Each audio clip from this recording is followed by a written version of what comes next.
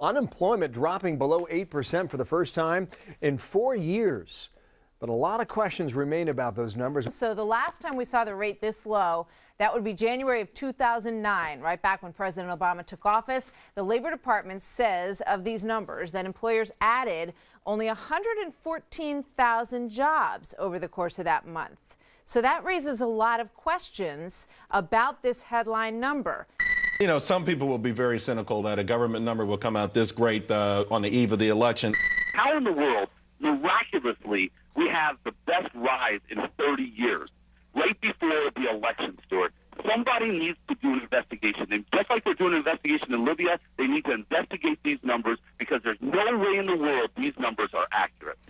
Investigate the numbers, investigate them because they can't be accurate, Stuart. Ed Butowski, we hear you loud and clear. Oh, how convenient that the rate drops below 8% for the first time in 43 months, 5 weeks before an election. That's why there's some mistrust of these numbers. This morning, Jack Welch put another idea out there. He was tweeting. He said, you know, this is Chicago politics. We're just less than a month away from a presidential campaign. He seems to be suggesting that there's something amiss in how that number was arrived at. What do you think about that? You know what? I'm not a huge conspiracy theorist, but I'm going to go with Jack Welch on this one. You know, the timing couldn't be better.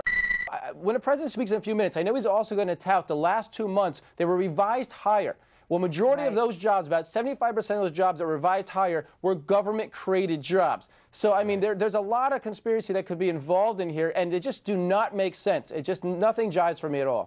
Well, some people are also very cynical, and they're going to say there must have been, you know, the White House must have had its finger on the scale of the counting this time around. Do they get involved at all in how these numbers are calculated? You know, the Bureau of Labor Statistics is a government agency. I'm not sure if they tweak the questioning to these households when they ask a survey. You know, but I do know that it's extraordinarily fishy, and I do have a gut feeling it's going to be revised north of 8%.